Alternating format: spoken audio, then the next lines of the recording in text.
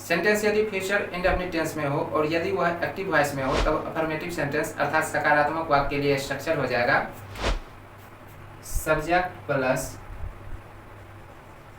शैल और will plus V1 plus object. और यदि सेंटेंस पैसिव वॉइस में रहेगा तब अफर्मेटिव सेंटेंस अर्थात सकारात्मक वाक्य के लिए स्ट्रक्चर हो जाएगा सब्जेक्ट प्लस शैल और विल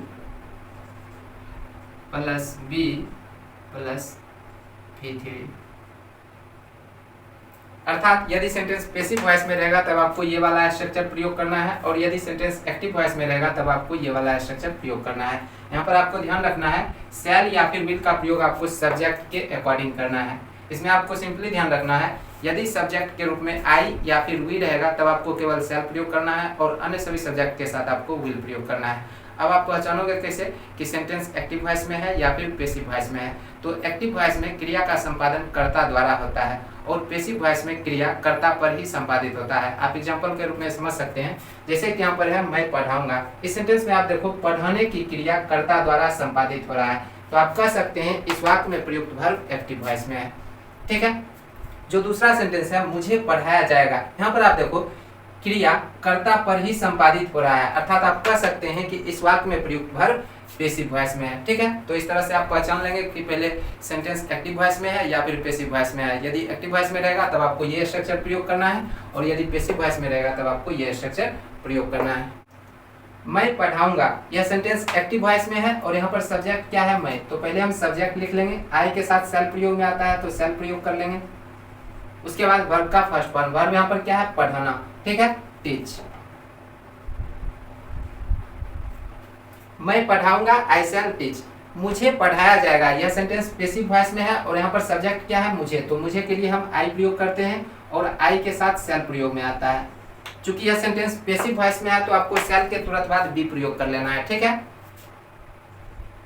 बी के बाद वर्ब का तीसरा फॉर्म, वर्ब यहाँ पर क्या है पढ़ाना। टीच का तीसरा फॉर्म क्या हो जाता है डाउट। ठीक है।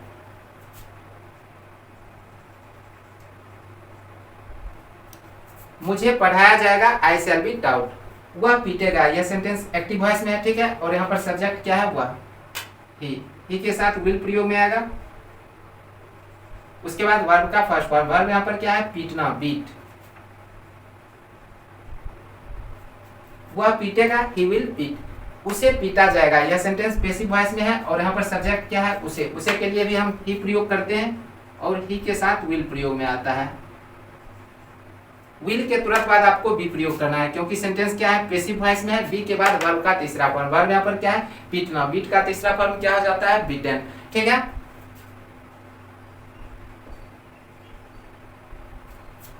उसे पीटा जाएगा, ही विल बी बीटन। अब यहाँ से जितना भी सेंटेंस है ये सभी पैसिव वॉइस में है। ठीक है।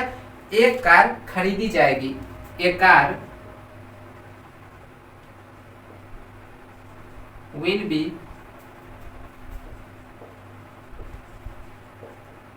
बाउट। कपड़े धोए जाएंगे, द क्लॉथ्स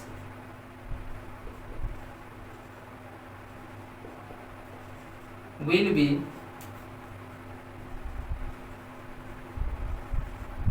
वॉश्ड। दीवार रंगी जाएगी, द वॉल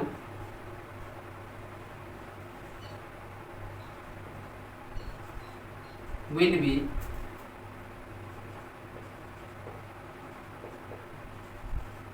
पेंटेड। उसको सजा दी जाएगी, he will be punished.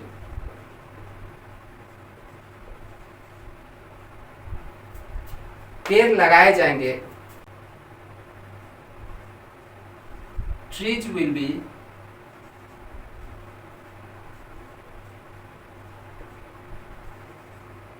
Planted. पेड़ लगाए जाएंगे, trees will be planted. Match जीता जाएगा, यहाँ पर सब्जेक्ट क्या है मैच, तो पहले हम सब्जेक्ट लिखेंगे the match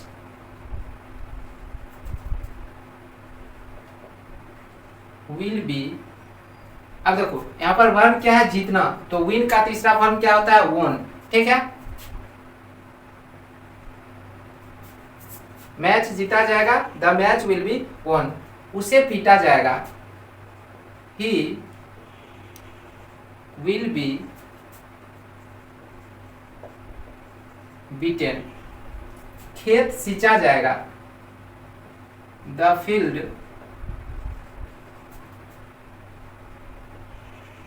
will B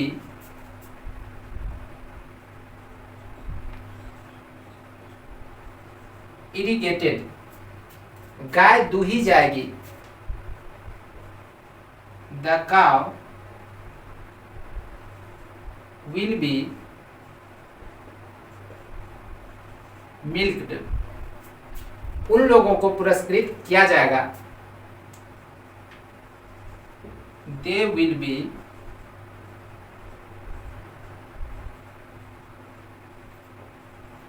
rewarded, चोर को गिरफ्तार किया जाएगा, the thief will be arrested, यहां एक पुल बनाया जाएगा। तो यहां पर क्या है, यहां हियर, इसे हम सेंटेंस के अंत में प्रयोग करेंगे। अब क्या बचा, एक पुल बनाया जाएगा, ए ब्रिज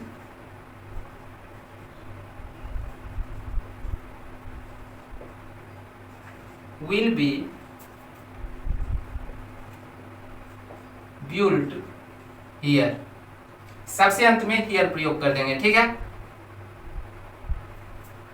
यहां एक पुल बनाया जाएगा, a bridge will be built here, इस काम को पूरा किया जाएगा, this work will B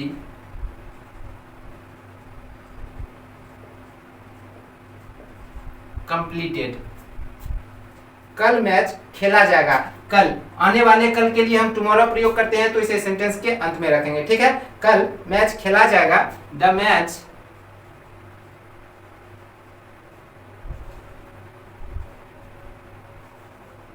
will be played tomorrow, वह राम को पढ़ाएगा, यह सेंटेंस एक्टिव वॉइस में है, ठीक है। वह राम को पढ़ाएगा, ही विल टीच राम, वह राम को पढ़ाएगा, he will teach Ram, Ram उसके द्वारा पढ़ाया जाएगा। इस सेंटेंस में एक चीज आप ध्यान दो, उसके द्वारा, यहाँ पर क्या है, बाय प्लस एजेंट है, तो इसे हम सेंटेंस के सबसे अंत में प्रयोग करेंगे, ठीक है। तो राम उसके द्वारा पढ़ाया जाएगा, Ram will be taught by him, Ram उसके द्वारा पढ़ाया जाएगा, Ram will be taught by him।